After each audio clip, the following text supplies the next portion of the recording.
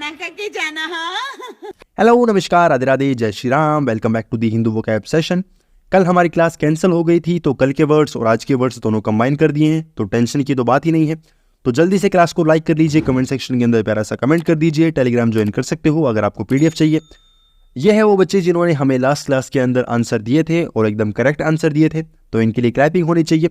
और अगर आप चाहते हो कि आपका भी नाम इसमें आए तो लास्ट में जो वर्ड है, जो क्वेश्चन है आपके लिए, उसका आंसर आपको करना है। तो आइए स्टार्ट करते हैं। ओवर एक्टिंग करता है साला, ओवर एक्टिंग की औलाद। अब तेरे को बराबर होता नहीं क्या बोलने को।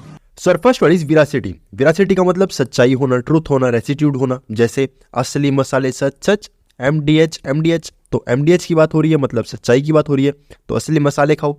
तो विरासिटी कैसे याद रखोगे? देखो, कोई लड़की है, कोई बच्चा है, वो कहता है कि मेरा वीरा, मेरा जो भाई है वो सिटी में काम करता है। कहाँ काम करता है? सिटी में। तो पहले के समय में सिटी जाना बहुत बड़ी बात हुआ करती थी, तो मेरा वीरा सिटी में काम करता है या सिटी गया हुआ है, तो लोग इसको सच नहीं मानते, तो सच्चाई बता रही है मेरा वीरा सिटी में जाता है, ठीक है, सिटी गया हुआ है, ऐसे याद कर सकते हो। फिर इसके सिनोनिम क्या है? ट्रुथ, सभी को पता है। रेसिट्यूड का मतलब क्या होता है? कोई चीज़ जिसमें रियलिटी शो हो, ठीक है, जिसमें सच्चाई हो, तो वो रेसिट्यूड हो गया। अच्छा, फिर आता है क्रेडिबिलिटी। क्रेडिबिलिटी का मतलब क्या होता है? विश्वास होना, सच्चाई होना। तो जिस चीज़ में विश्वास होगा उसमें सच्चाई होगी। तो क्रेड वर्ड आपने सुना होगा। क्रेड का मतलब क्या होता है? विश्वास होना। तो क्रेड से जो भी वर्ड बनेगा उसका मतलब क्या होगा? विश्वास होना। तो क्रेडिबिलिटी का मतलब भी क्या होगा? विश्वास, और उसका मतलब क्या होगा? सच्चाई होना। अब उसी का अपोजिट क्या होगा? जिसमें विश्वास है उसका अपोजिट डिसऑनेस्टी, ऑनेस्ट नहीं है, ठीक है, तो ये तो इसका एंटोनिम होगा, ये नहीं होगा। डिसऑनेस्टी क्या होगा? इसका एंटोनिम हो जाएगा। आगे चलते हैं। कुछ बात थी उसमें, साला दुनिया के तौर तरीके कदम कदम पे चैलेंज करता था। अब आता है हमारी लास्ट क्लास का एडीएम जो था इन दी ब्लैक। अब इसका मतलब क्या होगा? बहुत से बच्चों ने जवाब दिया था। राइट आंसर क्या होगा? Be financially successful. कोई पर्सन है जो फाइनेंशियली सक्सेसफुल है उसके लिए आएगा इन दी ब्लैक। तो कैसे याद करोगे? कोई पर्सन है जो फाइनेंशियली सक्सेसफुल है तो उसके पास ब्लैक कलर का पर्स है, ठीक है, ब्लैक कलर का पर्स ले लिया क्योंकि सक्सेसफुल हो चुका है, काफी पैसा आ चुका है, या ब्लैक कलर का कुछ भी उसके पास मटेरियल है जिसके अंदर वो पैसा रख रहा है, ऐसे याद कर सकते हो। आगे चलते हैं। नेक्स्ट वर्ड है वेरीगेट। वेरीगेट का मतलब रंग बिरंगा होना, मतलब बहुत सारे कलर जो है वो डाइवर्स हो चुके हैं। जैसे रेनबो के अंदर होता है तो बहुत सारे कलर होते हैं, तो वो होगा वेरीगेट। पार्ट ऑफ स्पीच का है, एडजेक्टिव है। जैसे काफी डाइवर्स हो चुका है, काफी पैची है। या फिर आपने ये मीम सुना होगा, माशाल्लाह सुभान अल्लाह क्या कारीगरी है, इस फनकार ने तो कुदरत को ही बदल दिया। तो जो रेनबो होता है वो काफी सुंदर होता है, ठीक है, तो काफी सुंदर कारीगरी है। तो वेरीगेट याद कैसे करोगे? काफी वैरायटी होती है कलर में, जो कलर्स होते हैं काफ़ी वैरायटी में होते हैं, अलग अलग कलर होंगे, तो काफ़ी वैरायटी है, तो काफ़ी वैरायटी है, ऐसे याद कर सकते हो। वेरीगेट, वैरायटी, ठीक है। अच्छा, इसके सिनोनिम क्या होंगे? काफ़ी डाइवर्स है, काफ़ी बिखरे हुए हैं। डाइवर्स का मतलब क्या होता है? बिखरा हुआ होना, तो काफ़ी बिखरे हुए हैं। काफ़ी पैची है, पैची का मतलब क्या है? काफ़ी धब्बे बन चुके हैं। तो अलग अलग टाइप के जो कलर्स हैं तो अलग अलग पैची होंगे, ठीक है। और स्केच वगैरह आपने देखे होंगे तो स्केचर है, ऐसे भी देख सकते हो। अब उसी का अपोजिट अकिन होता है। अकिन का मतलब क्या होता है? Blood related. कोई पर्सन है जो ब्लड से रिलेटेड है, एकदम सेम टू सेम है, ठीक है, आपका कजन हो गया, तो ब्लड रिलेटेड है मतलब सेम है, सिमिलर है। उसी का अपोजिट रंग बिरंगा हो जाएगा, अलग अलग, डाइवर्स होना, ठीक है, इजी था। आगे चलते हैं। तू समझा? हाँ। नहीं, तू समझा नहीं। नेक्स्ट वर्ड है ओमनिशिएंट। ओमनिशिएंट का मतलब होता है अंतर्यामी होना। ऐसा पर्सन जिसको सब चीजें पता है उसको हम क्या बोलेंगे? ओमनिशिएंट बोलेंगे। जैसे ऑलमाइटी हो गया, सगेशियस हो गया। तो याद कैसे करोगे? पहले मीम देखते हैं। भाई तू तो जीनियस है, तो भाई जीनियस है कैसे है? भाई को सब पता है। तो अब देखो इसको याद कैसे करोगे? ओमनी का मतलब होता है ऑल। ओमनी का मतलब ऑल। ऐसा पर्सन, कोई भी चीज़ जो हर जगह पाई जाए उसको हम क्या बोलेंगे? ओमनी बोलेंगे। और सेंट का मतलब क्या है? SCIENCE। साइंस देखी आपने? साइंस का मतलब नॉलेज, तो साइंस से ही वर्ड बना है साइंट, ठीक है, इसका मतलब पता होना। ओमनी का मतलब ऑल और साइंट का मतलब पता होना, तो ओमनी ऑल साइंट पता होना मतलब सब कुछ पता है। ऐसा पर्सन जिसको सब पता है, ठीक है। तो ओमनी का मतलब, अब ओमनी भी अब ऐसे याद कर सकते हो, ओमनी गाड़ी हर जगह मिल जाती है, ठीक है, हर शहर में, ऑल शहर, ऐसे याद कर सकते हो, ऑल सिटीज, ठीक है। अच्छा, इसके सिनोनिम क्या होंगे? सेगेशियस। अब देखो ये जो वर्ड है सागा, सागा का मतलब ऑल होना, ठीक है, सभी चीज़ें प्रेजेंट है हमारे पास, तो वो होगा सेगेशियस। तो ये वर्ड आप याद भी कर सकते हो, काफ़ी इंपॉर्टेंट वर्ड है, एग्जाम्स के अंदर पूछा जाता है। ऑलमाइटी का मतलब क्या होता है? ऐसा पर्सन जो कोई भी ऐसी पावर जिसको सब पता है। तो याद कैसे कर सकते हो? माइट का मतलब क्या होता है? शायद, ठीक है, मे माइट, तो माइट का मतलब शायद, तो कोई ऐसे बोले कि शायद बारिश होने वाली है और बारिश हो जाए, तो ऑलमाइटी अंतर्यामी है, आप क्या बोलोगे, वाह भाई तुमने तो जादू कर दिया, ठीक है। और काफ़ी नॉलेजेबल है तो उसको नॉलेज भी होगी। उसी का अपोजिट इग्नोरेंट है, जिसको कुछ नहीं पता और इग्नोर कर रहा है चीज़ों को। काफ़ी स्टूपिड है तो वो स्टूपिड है तो छोड़ देते हैं, सर्किट हमारा स्टूपिड है और भाई हमारा ओमनीसेंट है, ठीक है। तो ये वर्ड याद हो गया, आगे चलते हैं। Are you comedy me? Next हमारा इडियम है straight from the horse mouth. कोई हॉर्स है, उसके माउथ से कोई चीज स्ट्रेट निकल रही है, मतलब पहुंच रही है, तो इसका राइट आंसर क्या होगा, directly from the person involve. कोई पर्सन है जो किसी केस में इन्वॉल्व है और उसी से हमें डायरेक्टली कोई चीज पता चल रही है, तो उसको हम क्या बोलेंगे, इसका राइट आंसर हो जाएगा, ठीक है। तो डायरेक्टली इन्वॉल्व है कोई पर्सन और उससे हमें चीजें पता चल रही हैं, तो वो होगा straight from the horse mouth, ठीक है। ईजी है, ज़्यादा चीज़ें सोचनी ही है, बाकी चीज़ें हमारी काम की है नहीं, तो ये राइट आंसर हो जाएगा। आगे चलते हैं। कितना पारिवारिक माहौल है ना। नेक्स्ट हमारा वर्ड है रेविशिंग। रेविशिंग का मतलब सुंदर होना, आकर्षक होना। कोई चीज़ है जो काफ़ी अट्रैक्टिव लग रही है, जैसे वाह क्या सीन है, तो क्या सीन है मतलब कोई चीज़ काफ़ी अट्रैक्टिव लग रही है, तो इसको याद कैसे करोगे, देखो रेविशिंग, इसको ब्रेक डाउन करते हैं रवि एंड शाइन में। RAVI रवि एंड शाइन, क्या कर रहा है, शाइन कर रहा है। तो स्पेलिंग तो ऐसे शाइन पूरी होगी पर हम इसको गायब कर दिया, तो रवि शाइन। कोई रवि है जो क्या कर रहा है, शाइन कर रहा है, काफ़ी सुंदर लग रहा है, काफ़ी अट्रैक्टिव लग रहा है और एल्योरिंग लग रहा है। तो एल्योर का मतलब क्या होता है, काफ़ी सुंदर लगना। कैसे याद करोगे, कोई आपसे पूछे कि मेरे बारे में तुम्हें क्या अच्छा लगता है, तो आप बोलोगे ऑल योर, ठीक है। आपके बारे में सब चीज़ें हमें क्या लगती है, अच्छी लगती है, काफ़ी अट्रैक्टिव हो, काफ़ी सुंदर हो, तो ऑल योर ऐसे याद कर सकते हो, ठीक है। काफ़ी कैप्टिवेटिंग है, कैप्टिवेटिंग मतलब क्या होता है, कोई चीज़ जो काफ़ी मोहक है, जो आपको काफ़ी ज़्यादा सुंदर लग रही है, काफ़ी ज़्यादा आपको बेहोश करने वाली है, तो कैप्टिवेटिंग हो गया। एंटाइसिंग का मतलब काफ़ी पुरानी है, काफ़ी एंटीक है, एंटीक है तो सुंदर लगेगी, अच्छी बात है। विचिंग, अब देखो बी विचिंग के अंदर विच आ रहा है, विच का मतलब क्या होता है, जो चुड़ैल वगैरह होती हैं या कुछ भी आप बोलना चाहो, जो भी उनको बोलना चाहोगे, तो विच है इसका मतलब क्या होगा, बी विचिंग, तो जादू करने वाली है, ठीक है। तो जादूगर है इसका मतलब सुंदर है, काफ़ी आकर्षक है। अब उसी का अपोजिट काफ़ी अगली है, और एक वर्ड जो आता है जो काफ़ी इंपॉर्टेंट है, उसको हम बोलते हैं ग्रोटेस्क। ग्रोटेस्क का मतलब काफ़ी इंपॉर्टेंट वर्ड है, इसका मतलब क्या होता है, काफ़ी ज़्यादा बदसूरत होना, बहुत ज़्यादा अजीब होना, उसको हम क्या बोलेंगे, ग्रोटेस्क बोलेंगे। तो ये वर्ड हमने पहले डिस्कस कर रखा है, तो हमें पता होना चाहिए, ठीक है। स्टार लगा के इसको याद कर सकते हो। आगे चलते हैं। क्या बात है। नेक्स्ट वर्ड है टेस्टिमनी। टेस्टिमनी का मतलब गवाही होना या फिर कोई एफिडेविट होना, कोई आपके पास आपकी एविडेंस है, उसको हम क्या बोलेंगे, टेस्टिमनी बोलेंगे। पार्ट ऑफ स्पीच क्या है, नाउन है। जैसे हम कैसे माने, सबूत दो, तो सबूत चाहिए भाई इनको, किस चीज़ का सबूत चाहिए, इस वर्ड को याद करने का। कैसे, हमने टेस्ट के अंदर क्या कर दिया, टेस्ट के अंदर मनी चिपका दी, ठीक है। तो आपका जो पेज था उस पेज के ऊपर आपने मनी चिपका दी, मनी चिपका दी, टेस्टिमनी ऐसे याद कर सकते हो। तो कोई आपसे पूछे कि भाई आपने पैसा क्यों चिपका दिया, तो आप कहते हो भाई हमने नहीं चिपकाई, एविडेंस दो, एफिडेविट दिखाओ, किसने आपको को बोला, विटनेस दिखाओ, तो ऐसे बोल सकते हो, ठीक है।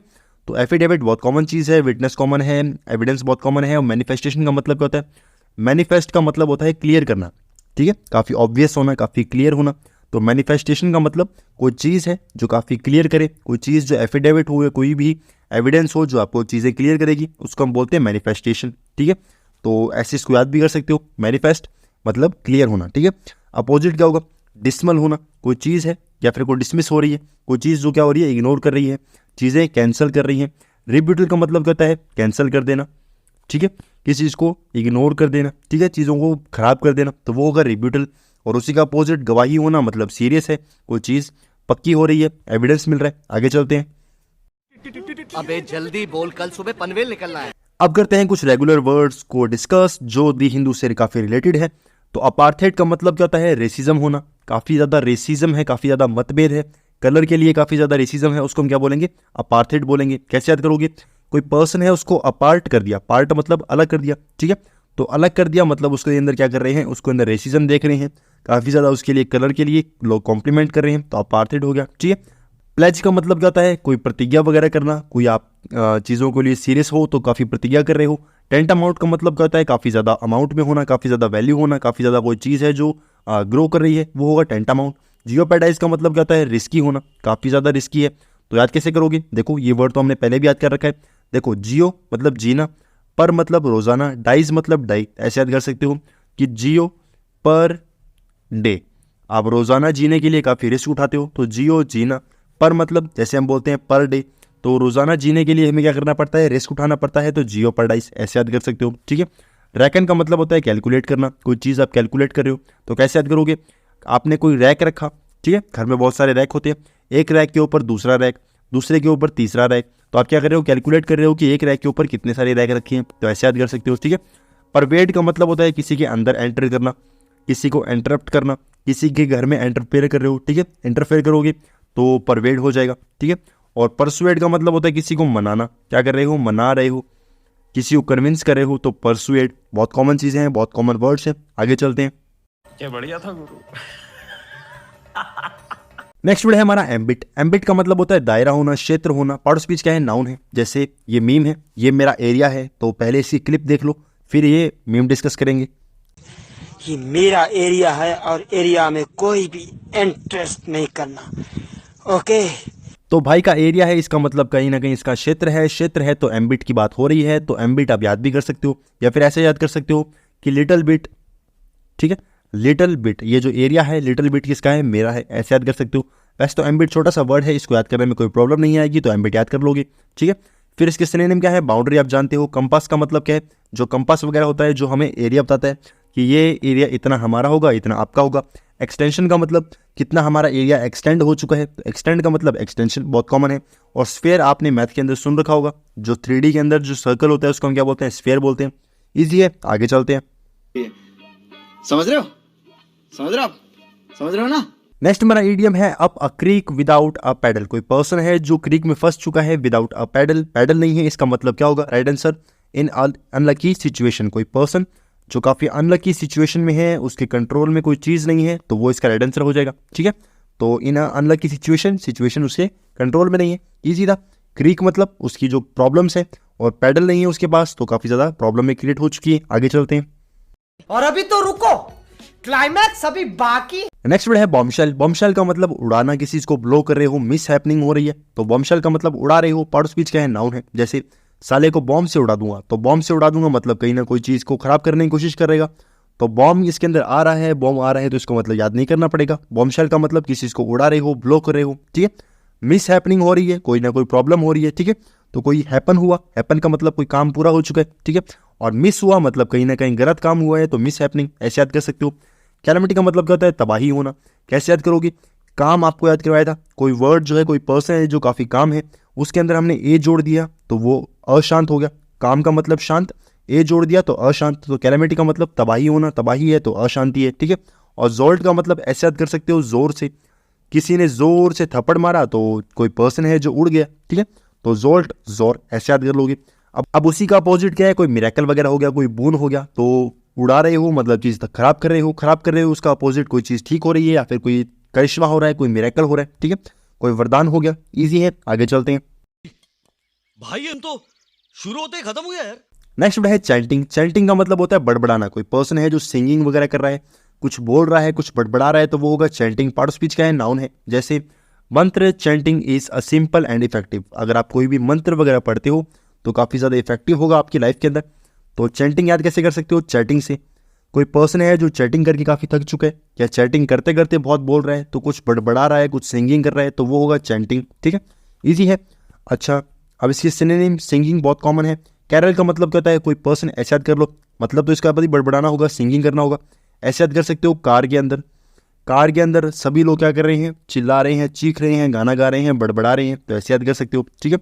अच्छा, फिर नेक्स्ट वर्ड है इंटोनिंग। इंटोनिंग का मतलब ऐसे याद कर सकते हो कि गाड़ी के अंदर, इन मतलब अंदर, और अच्छी टोन के अंदर मतलब स्वीट टोन के अंदर, बहुत अच्छी टोन के अंदर लोग क्या कर रहे हैं, गाना गा रहे हैं।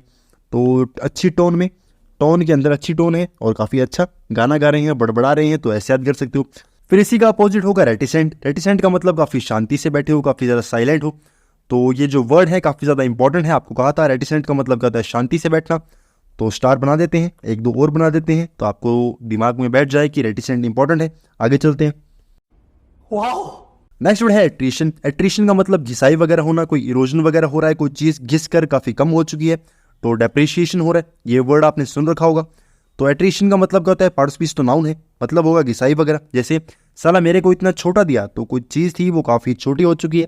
छोटी कैसे होगी, जब उसमें घिसाई हो जाएगी, ठीक है। तो ईजी है। अब एट्रीशन याद करना पड़ेगा, कैसे याद करोगे, देखो आपने ऐसे याद कर दिया कि कोई ट्री है, कोई ट्री है, स्पेलिंग देखो कैसे गलत हो गई, कोई ट्री है, अ ट्री। कोई पर्सन ने क्या किया, उसको ऊपर से काटना शुरू किया, तो उसमें घिसाई कर रहा है, ठीक है। तो अ ट्री, अ ट्री, किसी ट्री को काटना शुरू किया और वो धीरे धीरे क्या हो रहा है, कम हो रहा है, तो गिसावट हो रही है उसमें, ठीक है। अच्छा, इसकी सिनोनिम क्या है? इरोजन का मतलब क्या होता है? कोई रिवर है, रिवर के अंदर सेडिमेंट्स हैं, छोटे छोटे पार्टिकल्स हैं, जब पानी चलेगा तो वो बहा कर कहीं और चले जाएंगे, तो यहाँ पर पानी की कमी आ जाएगी, तो गिसावट हो जाएगी, ठीक है। ईजी है इरोजन, इसकी डेफिनेशन समझ लोगे तो इसको याद नहीं करना पड़ेगा। डेप्रिसिएशन का मतलब क्या है? कोई गिसावट वगैरह होना, जैसे कोई भी आपकी आइटम है, उस आइटम के अंदर कमी वगैरह आ रही है, उसकी वैल्यू के अंदर कमी आ रही है, तो वो डेप्रिसिएशन होगा। फिर आता है अटेन्यूएट, अटेन्यूएट या अटेन्यूएशन। अटेन्यूएट का मतलब होता है कमी होना, ठीक है, क्या हो रहा है, कमी हो रही है किसी चीज़ में। अटेन्यूएशन का मतलब क्या हो रहा है, गिसावट वगैरह हो रही है। तो ऐसे याद कर सकते हो, कोई चीज़ आप 100 रुपीज़ में लेकर आए थे और उसमें 10 रुपीज़ की कमी आ चुकी है, तो 10 ऐसे याद कर सकते हो, ठीक है। तो 10 रुपीज़ की उसमें कमी आ चुकी है। और ट्री ऐसे भी याद कर सकते हो कि ट्री, कोई ट्री था उसके अंदर भी कमी आ चुकी है, गिसावट हो चुकी है।